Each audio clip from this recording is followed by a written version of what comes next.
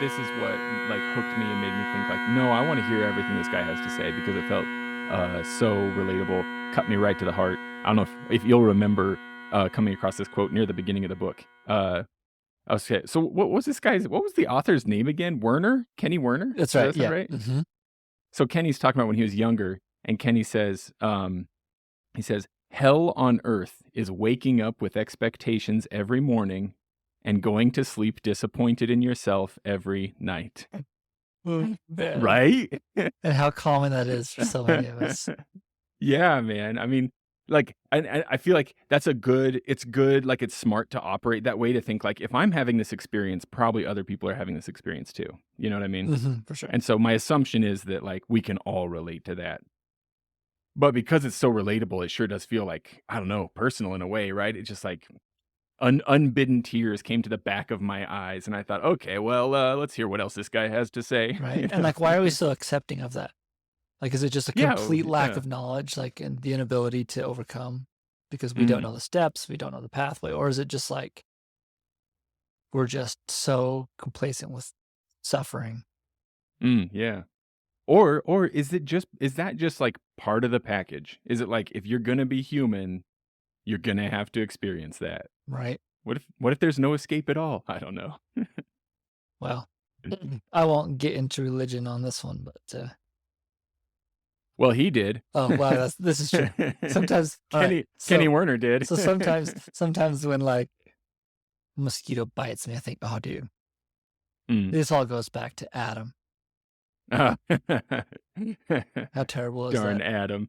How Have you terrible have you is ever that? have you ever been in such a sweet had such a sweet disposition though that like a mosquito lands on you, bites you, and you think to yourself like, all right, this one time, go feed your babies, but the No, next one, I'm gonna smash it. never. Never, I huh? have gotten just so like overwhelmed that like I'm like Mm, I just can't like and I just accept it, but yeah. never have I been like, Fine, fill up, little yeah, guy. sure. Go feed your babies. No, not a thing. Well, okay, Eh, so then let's maybe then see if we can discover something of an answer to the like how do we escape that cycle then from Kenny Werner's thoughts. Maybe he's got some hints or clues for us here.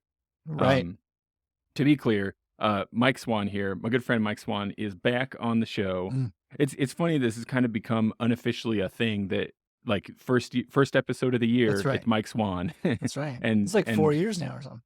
not uncommon that we're talking about a book either. So not that's kind of fun. We did what was BJ Funk's book? What was that called? Was that Atomic Oh, Habits? BJ Fogg. Fog. That's That's right, right. Fog. His is oh, if you wouldn't have asked me, now that I'm on the Yeah, spot, then right? you would be able to think of it. Atomic Habits references him. That's not his book. Yeah, I Um, was thinking there's some kind of connection there. let's see, he has the behavioral model. Yeah, That's not his book. That's his concept. Tiny Habits is his book. Tiny Habits. That's right. So we Yeah. talked about that one. Yeah. All about creating behavior, modeling for Hmm. behavior, creating habits, things like that. Yeah. Yeah, he's And that one wasn't specifically about bagpiping, of course, but we also did that memorization book by Dr. Steph Burns. Yep. That one was specific to piping and drumming. Yeah, that was a good one. So here we are with another. It's not specific to piping necessarily or drumming, but it is about music called Effortless Mastery by Kenny Werner, a jazz pianist. And yeah, that opening quote, man, I feel like it's really relatable, and it seems like he thinks he's got some ideas that'll help. I don't know about you. Like, I guess maybe like what did you think, Mike? Because like for me overall, I felt like I got a few things out of this that were good for me. There are some things about it that I'm still kind of like, I don't know if that works for you, great, but like Yeah. I can't go that far, you know? No, that's exactly how I felt, and I think that that's kind of common. Like I read a lot of self-help books or Hmm. marketing books, business books, um, and that's kind of what I've learned is like uh, I just pick up some golden nuggets here and there along the way, right? Mm.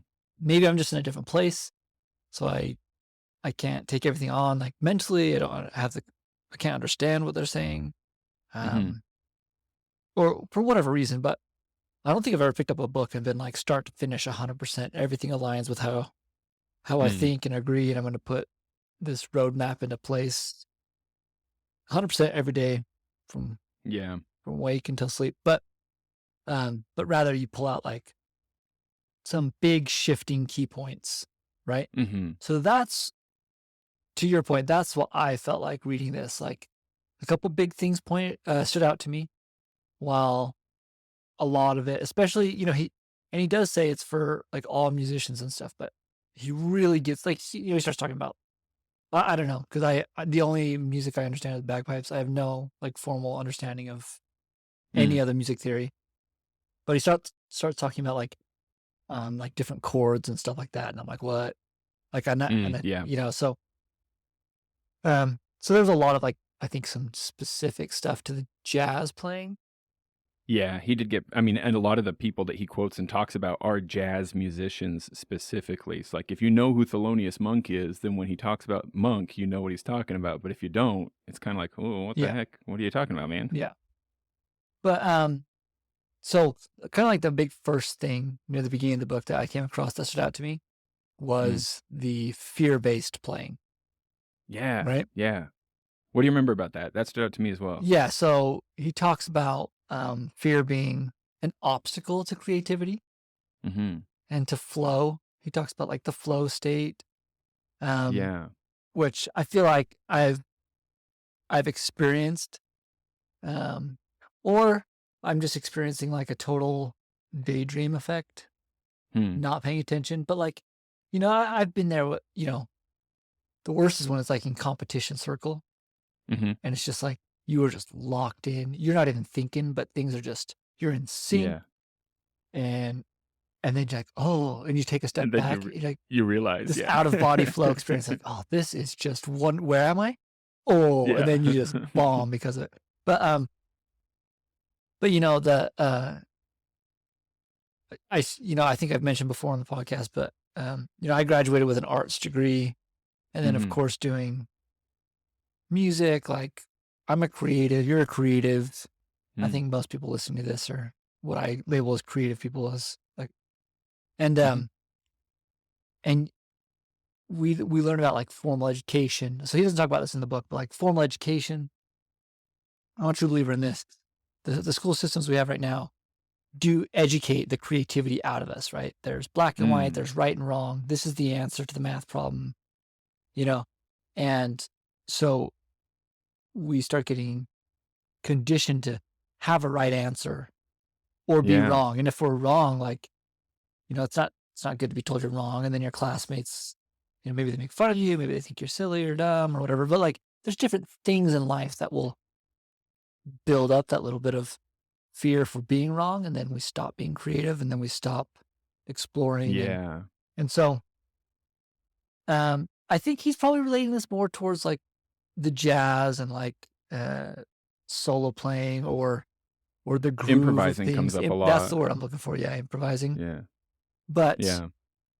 but also I think there's a lot to be said on how we, uh, I can think back in high school when we were playing pipes in the band, and we Mhm. would just do the random silly stuff. Either like, try and play something twice as fast, or try and go from like take a march and its idiom, and then just try and turn it into like this Mhm. real hornpipe, or Strass bass, just something totally anything, just different from a mess with march, it, yeah. right? Just mess with it. Like learn what works, what doesn't work. And um I think that all falls within mastery, right? To be able to do Mm. all these different things with our instruments, um, we got to know where the boundaries are and what can and can't be achieved. And Yeah, and you find those boundaries by exploring, huh? yeah, it's like just playing around.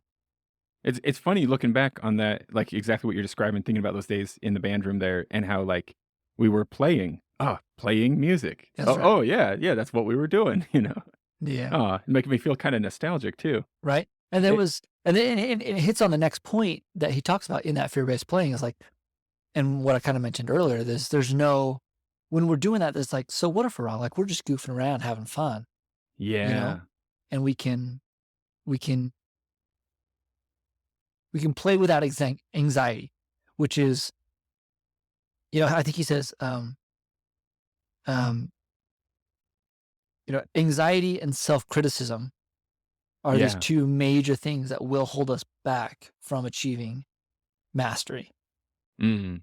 And, let's obviously being a bagpipe specific podcast, like the Glenfiddich, right? You hear the interviews with those guys and they still play with some nerves.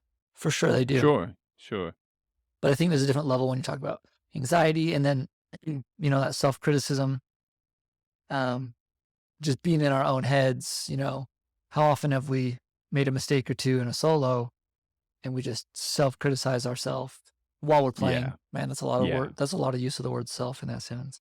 But But it makes I see what you're but saying though. Yeah. we're super hard on ourselves, and then Yeah. what could happen? A number of things could happen. Maybe we win because we still played better than our fellow It's competition, possible, though it would be a bit surprising, but yeah, possible. right? Or maybe we're super self-critiquing of our playing, and then it just takes like I can just think of times people have come up to me and just been like, "That was such a great performance. That was so musical. That was so moving. I loved it." Mm. And I was like, all I can do is spit back to them, be like, "Oh, there was this, and this problem," and like that Right. takes away from their enjoyment. And but then I do the same thing. Like I'll listen to people that are better than me play, and I'll be like, Mhm. "That was great," and they'll Yeah. be like, "Oh, dude, blah blah blah." I remember specifically at Winter Storm, and that's coming up here. Who knows when this podcast drops, but that's coming up here in just a few weeks. Mhm. And I remember, who's the twin? Blair, Glenn Okay, Brown. Blair. That's what I wanted to say, not Blair. Oh, God, I was gonna say Blair has a twin? Well, Blair Mm. and Glenn, right? So Glenn pipes. Glenn Brown is playing pipes last year at Winter Storm, and I caught him in the elevator. We were headed up the floors, and I was like, "What pipes are you playing?" Because I hadn't recognized those, and I kind of had an idea what they could be. Whatever, this doesn't matter. So, and I complimented on him, and he's like, on the pipes, specifically the look of them. I think that they looked super pretty. Mm. And he's like, "Yeah, but it was really crap playing." You know Uh-oh. what? And then he goes, "You know what I mean?" Just out of phrasing, right? It's crap playing. You know what I mean? Mm. And I was like, "No, I don't know what you mean. I thought it was great." It's like he just has a completely different level. He has a complete, Yeah. he's up there, on the Mhm. mastery of things. Like he's getting invited to the Glenfiddich and stuff. But anyway, it illustrates the same point. Like just as someone might come up to me and I just beat down my performance because I'm being self-critiquing, and then I'm on the other end where I'm the one that's more inexperienced and not as good, and I'm complimenting someone better than me, and they have the same Mm. thing to say. Um, but I think, Yeah, and yeah, oh, go sorry. ahead. I mean, I'm just rambling at this point, but like fear-based playing, right? Self-critiquing, anxiety. This is all holding us back from mastery. Yeah, and I feel like that makes me think of what I think is kind of the main thrust of, like, what Kenny's getting at, like, defining mastery as, which is something like, whatever you're capable of playing, like, whatever it is, at whatever level, it's being able to do that without anxiety, like, freely, effortlessly. Right, and so, like, if you're playing at the level of somebody at the Glenfiddich, right, or the Silver Clasp or something like that, right, then being able to play at that level without anxiety, that's effortless mastery. And but if you're just me, you know, what little things I can play, being able to play those, like, freely without anxiety, that's maybe kinda, like, for me, that's my effortless mastery thing, right? Um, when he talks about the fear-based playing, I I don't know if I'm remembering right, but I feel like I remember him talking about, like, fear of death as being, like, theoretically like a primary concern in a lot of people's minds, right? Hmm. And that, like, in this case, we might be talking about, like, fear of the death of your reputation, right? Right. Does that sound Yeah, familiar? that does. Yeah. And, like, maybe that ties into, like, he also talked about ego as being, like, a potential roadblock to, like, enjoying your playing and having this effortless mastery thing. And he has a little exercise in there where he goes through, like, here's a way to identify what your fear-based behaviors might be. He says, fear manifests in a lot of different ways for musicians, but here are four that he lists as, like, possible ways that fear might be coming into how you're playing. And these made me think. So one of them you touched on would be perfectionism and self-criticism. Hmm. Another might be avoiding challenging material or scary performances. Yes. Like you hear a potential gig come up and you're like, maybe I'm not So going to do let that. me talk about that. Yeah, go ahead. Right as you say that, what comes to mind? So I mean, okay, so part of this is just the stage at which we were in our journey. You Mhm. know, when we were playing with the high school bands, we were new, and so I would think we would generally all kind of agree that you're probably gonna see a faster improvement there in the beginning Sure, than yeah. the closer you get to the other end of the spectrum. But with that said, I remember in high school, we would play like whatever we thought was cool. Like a Carnegie Hall album was out with, Simon Oh, Fraser and yeah. Stuart Little's on there and he's playing Mason's Apron and everybody and everything. Yep, And yep. like, and we're all pulling And out we're those like, tunes, "Let's right? do it." Yeah. Exactly. Yeah. Hellbound Train. Yes. It's like, "You've been Right. playing bagpipes for 6 months." "Yeah, and I'm ready for Hellbound Train." Right. You know? And I look at that now and I just am like, I look at like Highland Wedding, right? Yeah. So here I am. I just got upgraded to grade 2. Mhm. I've been with the grade 2 band for a few seasons. So solos and band now. I'm both on the grade 2 level there. And I'm like, Highland Wedding's kind of like a grade 1 and open tune. Like I probably shouldn't attempt that. Mm. Had I come across that tune in high school, I would have been like You would've all gone for it. over it. Yeah. And I think that's so much better Mm. to have been in that high school mindset Yeah. to just like, let's have at it, Yeah. and we can revisit it in a couple years. We'll have some improvements. You know what I mean? But like, just, I'm so worried. What's the piping culture going to think? And I'm going to bomb this performance. And like, I'm not ready Yeah. for that. So silly. Yeah, so it's like when we didn't have an idea of being able to be wrong, like it was about having fun. Yeah. We'd just have fun without that anxiety getting into it. He gives us some other bullet points too about like maybe it's not fear that's manifesting in your playing, but maybe it's more ego protection, and he suggests that those might be showing up as like what you just said, leading us to play for approval from others, and I'm thinking judges as well as fellow pipers, etc., rather than for self-expression. He also says it might show up as us feeling like we're under pressure to sound impressive instead of just playing authentically. Mm-hmm. And all of this might cause anxiety and tension while we're playing. And that immediately makes me think like even physical tension, like things like like some of our dear friends suffer from focal That's dystonia right. and stuff like Mm-hmm. that. And I'm not blaming them for what they're experiencing, rather like like it's coming for me because I play with anxiety all the time. You know what I mean? This is going to add to the tension that I have when I'm playing. Yeah. That's not great. And he talks about that in the book and beyond just talking about that, like there's a lot of the meditation chapters or a lot of like um passages where he's doing like relaxation exercises and it's Mm, all driven towards that. If you remember like sitting up straight, trying to make your spine stretch, your shoulders drop, and like, right. he talks about like he's talking about the keys on the piano and like he's trying to relieve tension in the fingers just from playing the keys. Mm. If you remember that part of the book. So I think Like how to drop your finger yeah, perfectly, kind of thing. yeah. Yeah. And I remember when he was talking about that, relating it over to the pipes, um, it was a big shift for me okay, so the book's Effortless Mastery, right? Like I literally had to take the effort out of the pipes. And this came through, Andrew Douglas and his whole thing, like make it easy, make it easy. Cause I felt Mm, like maybe this is how I interpreted it as a younger player. mhm. But or, I'm not trying to blame the stigma or the culture, I should say, the ideas that exist, the zeitgeist that exists, but we've all probably heard it, right? Playing, Mhm. he plays 2x4s as a reed or gutbusters or, Yes. okay, so we all know what we're talking about. Yeah.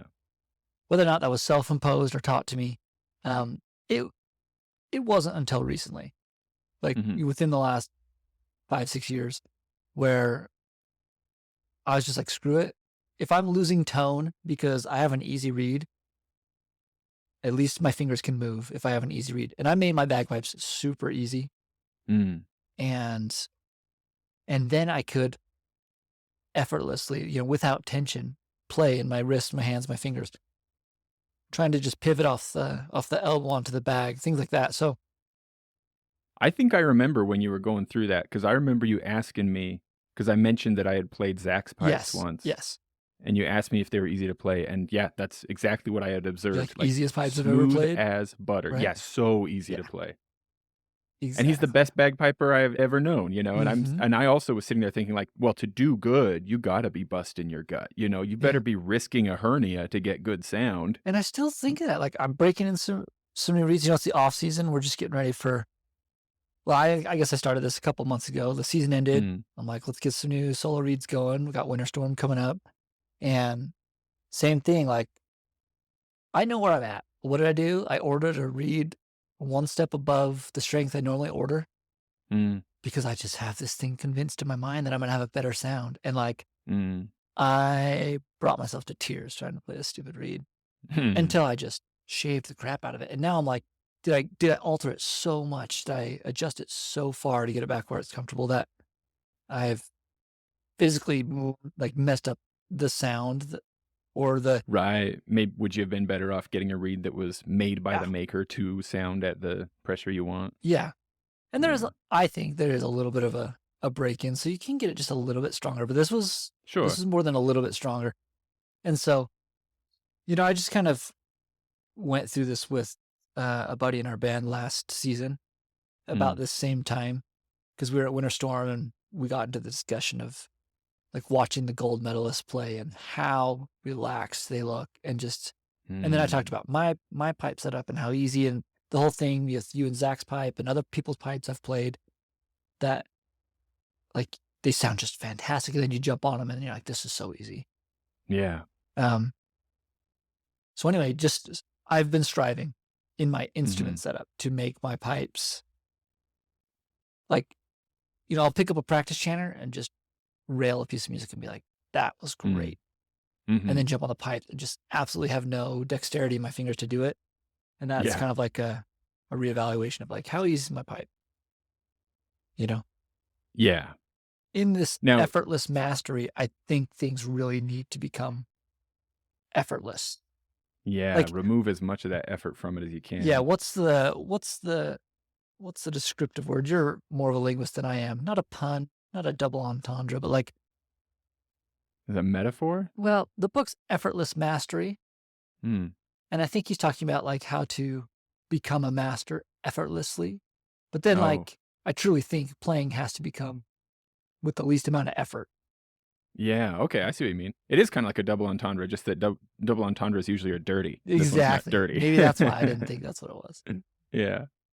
Yeah, that's a good point. So and this is one of the things where I feel like this is coming together here. One of the things that I feel like I can see what he's saying, but I'm not quite I can't quite get on board myself personally. Where this like I don't know. Maybe it came to mind because you mentioned like you'll rip through a tune on the practice chanter and be like, "Yeah, that was great." Like that's some positive self-talk right there. That sounds like a good idea. That's something that ought to be happening. But then you hop on your pipes and like there's no dexterity in your fingers. What a relatable experience, Mhm. man. Yeah, I hear you there for sure. But like so it's like these two things. If you can make your pipes less effortful, then you're more likely to have that pleasant experience like what you had on your practice chanter. And then you're more likely to be able to give yourself some positive notes rather than negative notes. That all seems really good. But in this book, Kenny does take you all the way to the point of being like what I think is one of his meditation exercises was like repeat to yourself, uh, I am the greatest musician who's ever lived. Everything I play sounds amazing, you Yeah, know? yeah. And I'm like, I don't know if I can go quite that far, you know? Like I get the value of not negative self-talk in yourself kind of stuff, you know? But that was one of the things where I'm like, oh, I bet it works for some people, but I don't know. Maybe I'm just not there yet. But actually, this is one of the spots where he brings up, I can't remember now if it was Thelonious Monk or another musician he was talking about, who would just be like, what I'm about to play is the best darn thing you've ever heard in your life. And if you disagree, I'll kick your butt, you know, Yeah. just like deciding ahead of time that what you're about to do is going to be great. And then like whatever you played, that was great. I don't know. Do you feel like you can do that, Mike? Like, I don't feel like I No, can, but maybe my I should be headspace able is not to. there. Yeah, I don't feel like I can honestly. Like I would laugh at myself to even think to myself after I played like that was the best music that's ever existed in the universe, you Mhm. know? Mhm. Hey friends, thanks again for tuning in to this episode of the Droning On podcast. Just popping in here real quick to invite you to share the show around. Write into the show if you want to, the droningonpodcast at gmail.com, or we're on Facebook and Instagram as well. Feel free to send money or precious gems or disregarded, out of use bagpipes, whistles, harmonicas. All these things are considered solid support for the show. But also don't feel pressured. But speaking of supporting the show, people who are currently supporting the show, I'm just going to do a quick giveaway and then I'll get out of the way and get back to this chat with myself and Swan. Thanks again to Swan for coming on. By the end, like I hope that we didn't come across as like in any way like negative about the book. It's a good book. It's an enjoyable book, for sure. I think by the end we concluded that both of us would say it's worth it, you know. And Kenny, to be fair, isn't around in this interview to defend himself. And I bet a lot of the things that I wasn't getting was just because of me. Kenny Werner is obviously a great writer and a great musician, since it's a very popular book. A lot of good ideas in there. So I'm hedging all of that around because I'm about to give away a copy of the book. So I hope like we didn't say anything too like negative or anything about that the person who's about to win this book won't be unexcited. So right now we got 14 current supporters of the show. So I'm going to roll a D20. Anything above a 14, we're going to re-roll. But let's see here who wins a copy of the book. Let's see. It's a 3. So let's go 1, 2, 3, 3. John Charles, I will reach out to you and set up whatever is going to be the best way to get you a copy of the book, be that, hard copy, ebook, or audiobook. Thanks again for supporting the show. Thank you for listening yourself, who is listening right now, and I hope it's enjoyable, and can't wait to see you next time as well. Have a great day, safe drive, whatever it is you're doing. Good luck with the dishes, and thanks again. Bye-bye. Yeah, no, my ego, right? That's probably what it is, right? My ego wouldn't let me do that. Yeah. But like on that same vein of like making things effortless, Mm-hmm. there is a section in the book talking about practicing effortlessly, right? So, Oh, yeah. one of the things that stood out to me, and you know, I'll be honest, like going through this book, I was like, I wonder if the dojo's based on. Like, I know Andrew. Oh, You yeah, know, I saw some stuff in here that I yeah, definitely thought, like, if Andrew didn't read this, he would like it. That's for sure. yeah. So that whole concept of like 5 minutes a day, right? Yeah. Sometimes I've been, and I guess I've seen it both ways, but I think I gravitate more towards like putting in 5 minutes will stack, right? It will Mm. compound. But Mhm. going through Effortless Mastery, his whole thing was like, take that 5 minutes where it's the complete effortlessness, right? Moving your fingers with no tension, relaxing Mhm. the shoulders, straightening the spine, and just like having the posture and just being, I mean, I know I keep saying it over and over, but just being effortless with it, Mhm. having no resistance, just, you know, I guess what stood out to me is we have to practice being effortless. Oh, interesting. Yeah, I Whereas, see what you mean. Yeah. whereas I'm probably approaching things currently as just keep striving for better technique, better note transitions, better doublings and embellishments, better idiom and rhythm. And that Mhm. will make my playing effortless because my skills get better. And there's probably a little truth to that, but like, I guess so. Like I say, what stood out to me was in this book, he's making a constant push for like, we need to practice being effortless. We need to practice being Mm. relaxed. We need to practice these things. Yeah. No, I think that makes sense, and I think I can see what you're saying. Maybe I have a similar anxiety about, like, thinking to myself, like, "Okay," like, here like, an example might be that I feel like, without sounding too overly full of myself, I could play at least a version of, I don't know, Pibroch O'Donnell Do or The Rowan Tree or Hmm. something like that, like, pretty darn effortlessly. You know, like, it would come out pretty easily, and I'd enjoy playing it and all that, right? But then it's like, if I wanted to tackle, I don't know, maybe a Fred Morrison Train Suite or something like that, that's gonna take a lot of focus, you know? And it's like, well, I don't wanna stop focusing on that stuff because that's how I improve my technique, and the only reason I can play the Rowan Tree effortlessly now is because I struggled to build up sufficient technique that it could be effortless in the first place, right? So, like, I don't wanna totally give up on striving, Right. but at the same time, I think maybe I'm starting to get some of the wisdom that Kenny's going for here, where it's like, maybe it's kind of like know where you are right now and accept that and be okay with that and play at that level and enjoy that. And also, strive to do a little better, sometimes learn new stuff, but maybe don't live in the struggle area all the time because then you get tired of it. You freak yourself out. You're anxiety ridden all the time. Yeah, I don't know. Maybe. I think you're He right. did have one part that I think maybe is the part that struck you as dojo-esque as well, where he talks about practice being all about quality over quantity. Yeah, And he's like, let's see, he said, effective practice is not about how many hours you spend, but how you spend the hours. Focused intentional practice leads to greater improvement than mindless repetition. yeah, for I have done sure. a lot of mindless repetition. Yeah, and like it's also hard for me to break that down Yeah. because it's like I guess what I hear when that's said, like from Andrew or whatever, I'm like, okay, I am going to play for 60 minutes of the hour. That's Mhm. that is going to be 100% focused, Yeah. right? And like deep in my mind, I know that's really not. It's what it is like, oh, it's this one bar you have a problem with. Mm. Let's slow down and work on this bar. Is it the idiom? Is it whatever it might be, right? I Mm. I just kind of justify it to myself. It's not about the the quality of the practice isn't just I think I relate it to work is why, right? Mm. Like I'll show up to work and I have a coworker that's going to put in 30 minutes of work in an 8-hour day. Sure. Yeah. So to me, I'm like, the quality is putting in 8 hours of work in an 8-hour day. Mm. The quality is putting in an hour worth of rehearsal and practice in the rehearsal practice time. Yeah. But I think we can distill it down even farther. That's what I'm trying to say.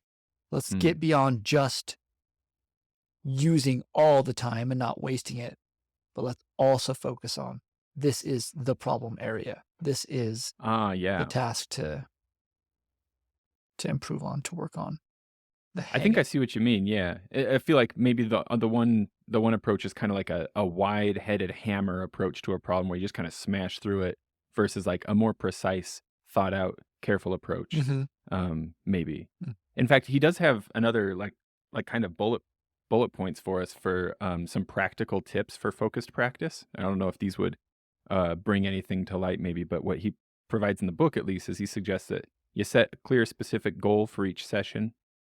You practice in short, intense bursts rather than in long, unfocused sessions. He does say use a metronome and be precise with your timing and rhythm. Mm. He says you ought to record yourself and listen back, identify spots for improvement.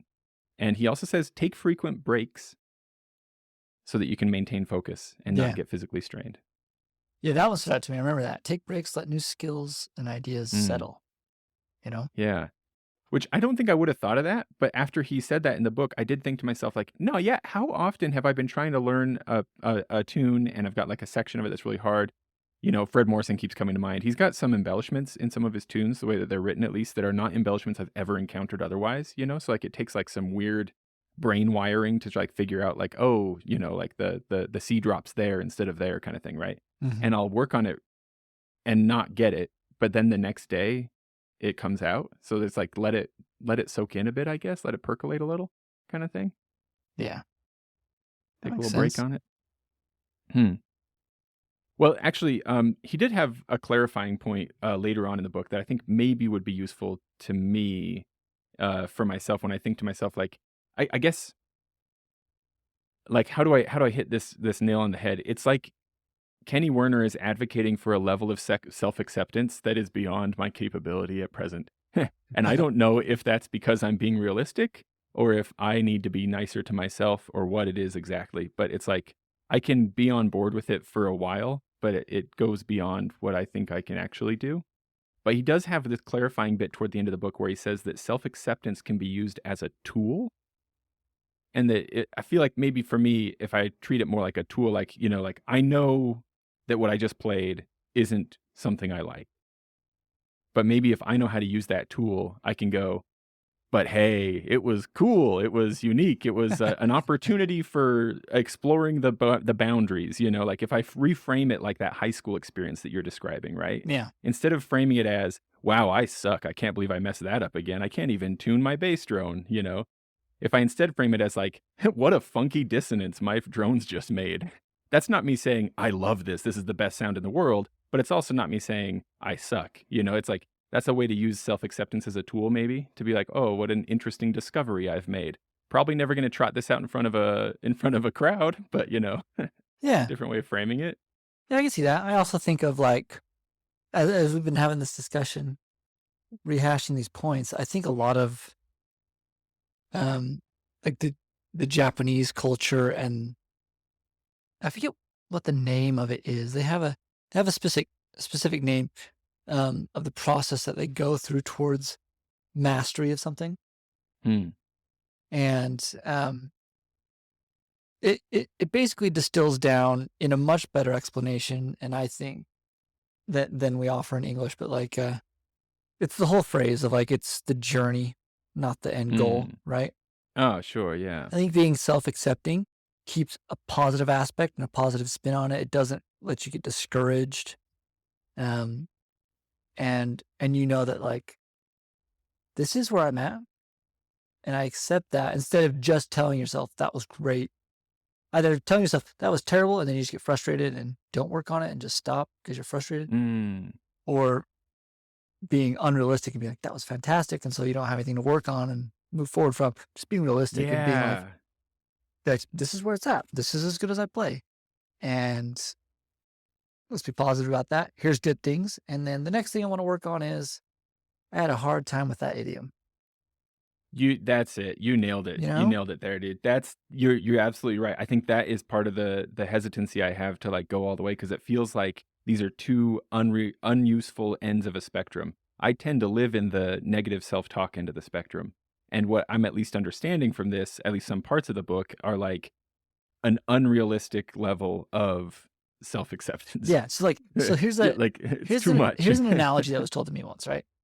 Yeah. So, you had a pessimist, an optimist, and a realist Mm, that were all put in jail, wrongly convicted for life. mm, So I had a friend tell me this, and he goes, "Who gets out of jail?" So I asked you, James. You have a life imprisonment for a pessimist, an optimist, and a realist. Who gets out of jail? mm. Hmm. Let's see. Do you want me to make a real guess at this? See if I can solve the riddle? Just guess. Either you're going to get it right, and I'm going to be like, exactly, and here's why, or you're going to get it wrong, and I'll be like, no, this is the answer, and here's why. So it doesn't really matter. Uh, okay. I'm gonna say it's the It's the realist. The realist, realist is the one who gets and out. here's why. The pessimist is just like focused on like, woe is me, how wrongful is this, and then just that intense focus, just he doesn't make anything of it, just Mm, waiting. Nothing's going to come of this. This is my life. I've been sentenced to life in jail.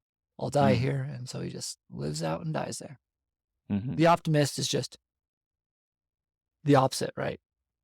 This is wrong, but my lawyer's going to get me out. This is, more evidence is coming to light. I'm going to have my hearing. I'm going to have my appeal, blah, blah, blah.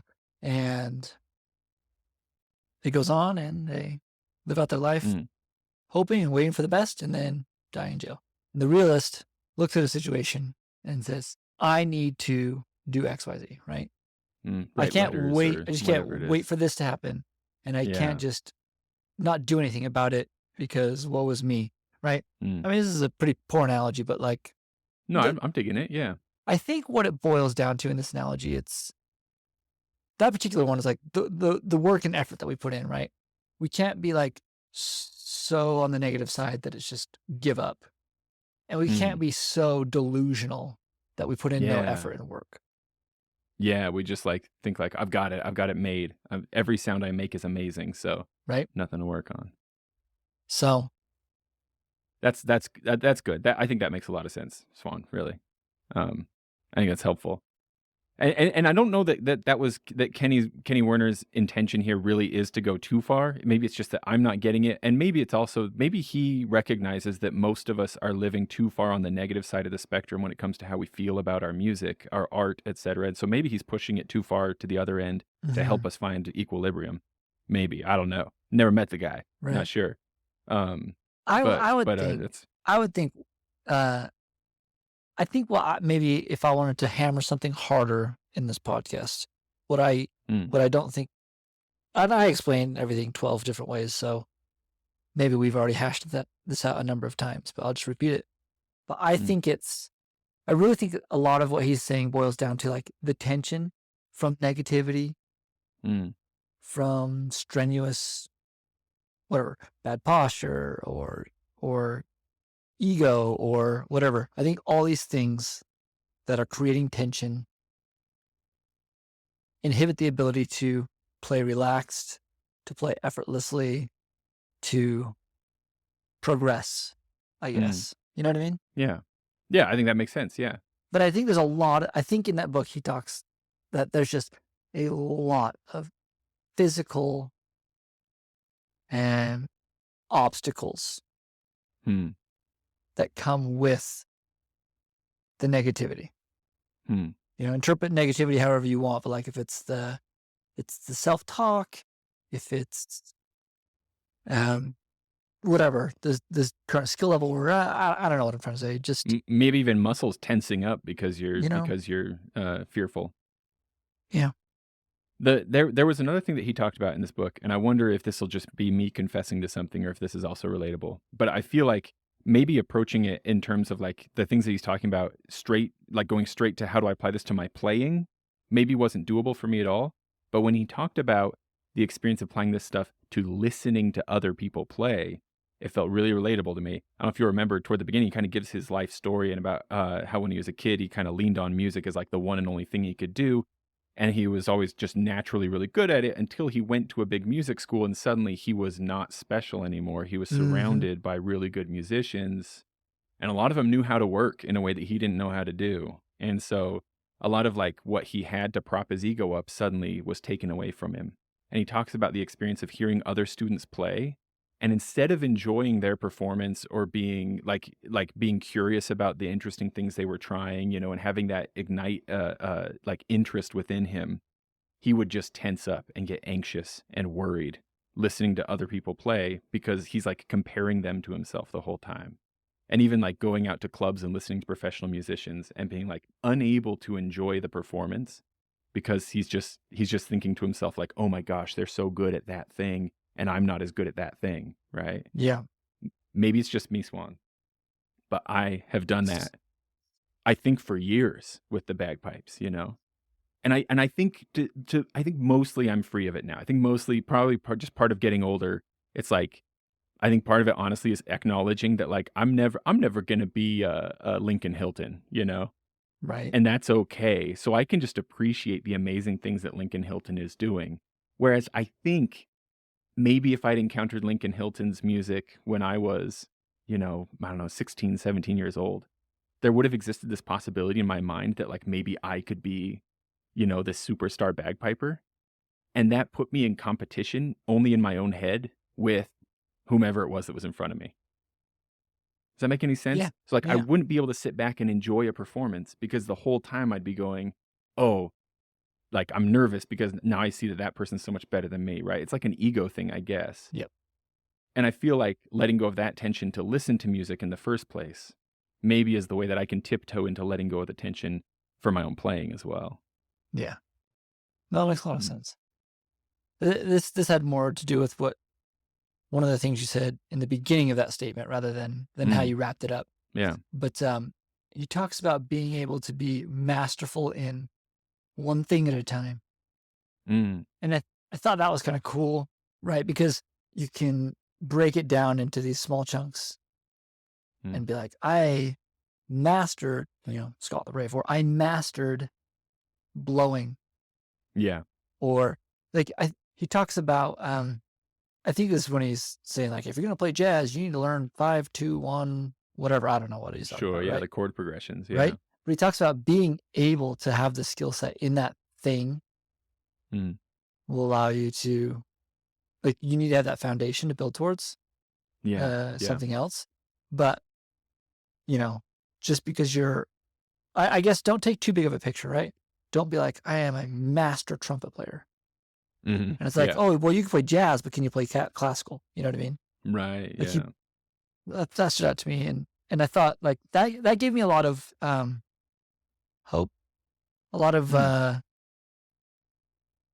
yeah, like I say, just broke it down into more steps. Like, I'll go listen to some grade one pipers and either enjoy it if I'm in a good frame of mind, or I'll become super discouraged if I'm not, Yes. right?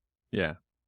You've heard the stories too, right? Of like really good pipers going to hear Gordon Duncan play and then burning their bagpipes when they got Oh home my that gosh, night. are you for real? I've heard the story. I I think hope it's probably it's a legend, but well, okay. yeah. Like like speaking of legends, everyone knows of that guy that knows somebody who had their pipes tuned by Jack Lee, and then they super glued them in place. Like I can never get I'll it. never wash these I'll pipes never get him again. tuned better than Yeah. how he tuned my drones that day. And Right. but that's got to be a massive legend as well. Yeah. But but uh but yeah, I think you know I think it kind of gives you a way to break things down, small goals, small steps to work towards in like that 5-minute idea, right? Yeah. I can become masterful at my note transitions with no crossing noises. I can become masterful at the G grace note, Mhm. the B doubling, Mm. and then stack those on top of each other, or and it's Yeah. like, maybe you just become like the ultimate stress bay player when it comes to piping for dancers. Yeah. But like maybe you can't go out there and throw down a hornpipe yet in Yeah. in that level of mastery, right? And maybe important to that is to not let that stress you out. Rather, maybe even feel excited about how there's still more to learn. I remember him kind of toward the end of the book bringing up this idea that we could like I think this was set up as a counter to ego-driven goals, like Mm-hmm. suggesting like don't be concerned about the ego, which I'll be honest with you, Swan, like I do always feel a little bit like he does say in here, he says, the easiest way to do art is to dispense with success and failure altogether and just get on with it. And I'm like, I get it. I get it. But at the same time, like, okay, Mr. Professional Jazz Musician, easy for you to say, Yeah. like you're already successful. So it's easy to be like, don't worry about success. So there's a little chip. I don't know if that's a chip on my shoulder or what. Right? I always feel like I had to take a little grain of salt with professionals or celebrities who say that. Right? It's like it's beautiful people who say the real beauty is on the inside, and it's rich people who say you don't need money. You know what I mean? Yeah. But at the same time, he is saying like try to rather than having these ego-driven goals that might look like success for us as like success in competition or high-paying gigs or notoriety online or whatever it is. Instead of that, like to counter those, instead try to cultivate a lifelong musical journey kind of mindset. Yeah. And that one of the first things he lists and how to do that is embrace the idea that there's always more to learn and explore. And I think that's also where he mentions being curious and open to having like experimenting in genres that are outside of what you usually play. Yeah. Hmm. Yeah, he does. I think I absolutely agree with that. I think he draws a lot of parallels between the masters being not only people that were extremely proficient in playing, Mm, but also it seemed like a lot of his references to masters were people that were pushing the boundaries, mm, blending genres, trying out new things, mm. right? Yeah. So I think that's important to point out, right? There's different ways we can classify like what is mastery. Like, Mm. can you be just an absolute robotic player that's just everything's just absolutely perfect? Not Seems ro like a kind not of not ro mastery. not robotic in the sense that usually gets thrown out there like there is no feeling, there's no expression to this tune, but just like could you just play every transition, every doubling, every just on beat, just absolutely perfect, Mm, but just live in the wheelhouse of MSR, MSR, MSR? mm. Would you get noticed? Would that be fun for you? Would it be fun for listeners, Versus like and yeah, I think Stuart Little's a true master, and so we always refer to him like in our current Mhm. day and age, but like what if we throw in some incidentals? And what if we're doing cutouts in the Mm. middle of the medley? And what if we're, blah, blah, blah, pushing the Yeah. boundaries? Gordon Duncan, same type of thing. Yeah. So I think there's different ways we classify mastery. One Mm. of the things that you brought up though, um, that if I could leave, like one last thing there on the Mhm. podcast, We were at Winter Storm, I think 2 years ago. Might have been last year, might have been 2 years ago. I keep bringing this up, but it's just because it's a few weeks away. That's what's on my mind. But I was in the warm-up room with another piper and drummer, and I knew both of them, right? It wasn't like we were Mm. in final tuning, but we weren't like encroaching on each other's time or whatever. But Piper was running through his stuff, and his buddy, the drummer, once he stopped, he goes, "Hey man, you just got to remember, like we're out there to go play music." Mm. And I've had a hard time developing that sense. Mm. Every time it comes to competition stuff, it's like the exactness, the perfection, the structure, the MSR, the medley, whatever. I I have a hard time letting all that go. Being like my skill set is where my skill set's at. I've practiced what I've practiced. It's not changing between now and when I walk on in front of the judges in Mm. 20 minutes. Mhm. Like I need to go out there and make music. And like, why do I like to listen to music? What moves me about music? How can I move somebody with my music? Mm. I think that was I think that's a high level masterful goal to have is like, let's just go make music. Like, and, we might only be at a grade 4 or grade 3 level. It's like, let's go make the most quote unquote music. Interpret that how you want. Like, let's get out of the science of it. Let's get out of all the technical stuff that we've just jargoned about for a while and that we always Mhm. seem to be focusing on. Like, hopefully, like y'all can understand what I'm saying about what I'm saying. But Mhm. how do we go out there and just move somebody with feeling and emotion and through our music? Yeah. I think, if you have, yeah, I'm just trying to decide if I 100% agree with the thought that came into my head, but kind of like what I said with Glenn Brown, right? Mm.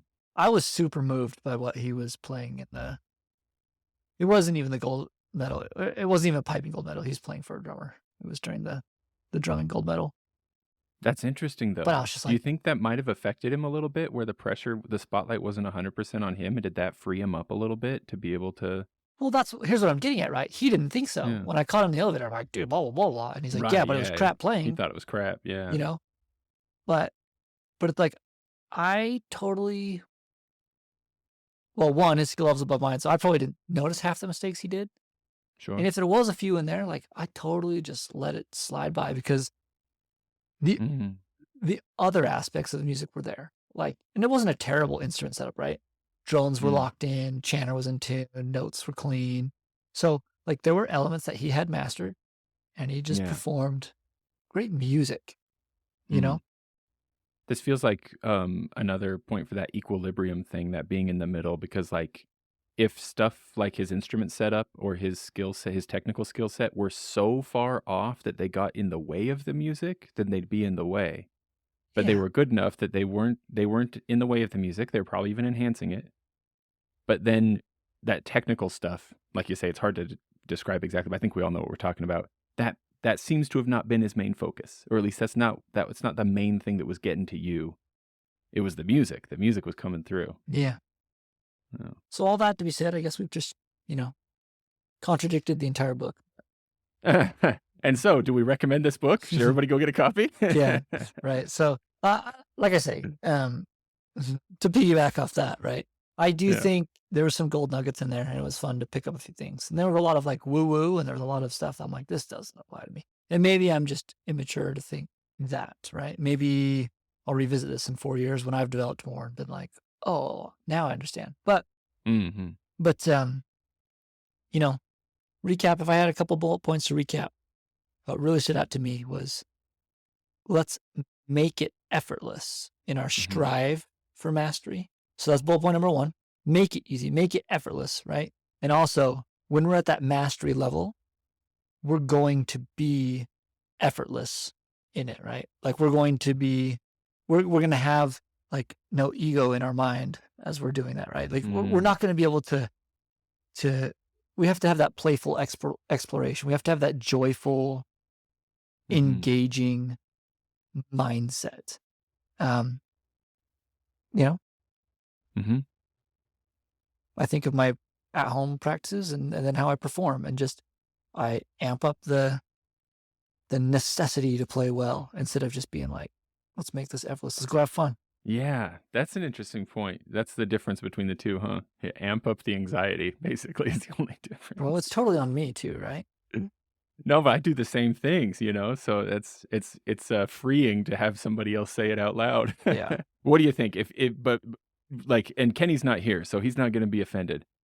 Like, if somebody in your pipe band walked up to you and was like, "Hey, Swan, I heard about this book, Effortless Mastery.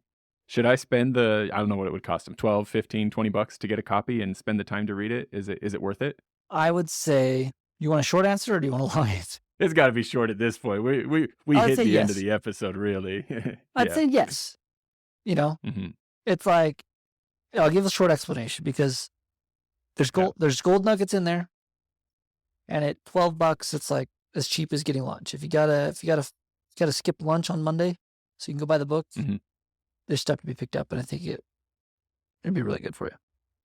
It's worth a lunch. I don't think like we just uncovered, the largest natural diamond in the world, and it's worth billions, And, like, everybody must read this book.